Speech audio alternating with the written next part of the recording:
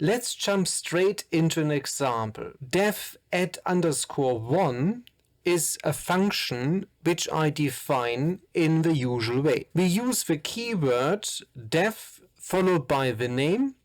We also want an argument which should be a number. We can call this function and it behaves as expected. And we should get the output 11 as expected. How do you turn the function into a generator? Instead of return, we use the keyword yield. So this version where I replace return with yield is a generator. That's enough. You don't have to do anything else. However, having only one yield statement does not really show the beauty of a generator function. So we add a second one. Let's call this function and print the output. Now it simply states that we have a generator object, but nothing else. You don't see any output. We can assign the generator to a variable. And now in the variable explorer you see that the type is a generator object. We can loop through a generator object using the next function. And you see the output 11, which refers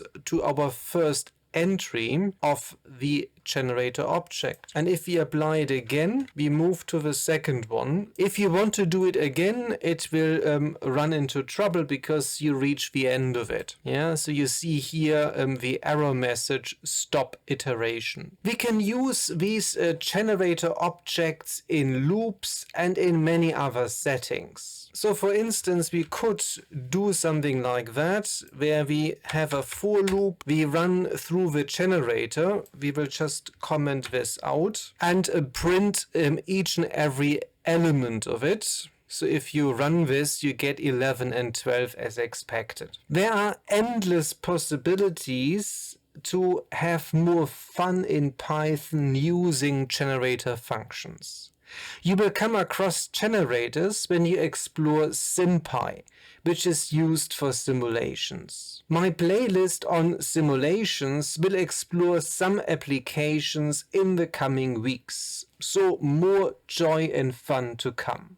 I will see you there.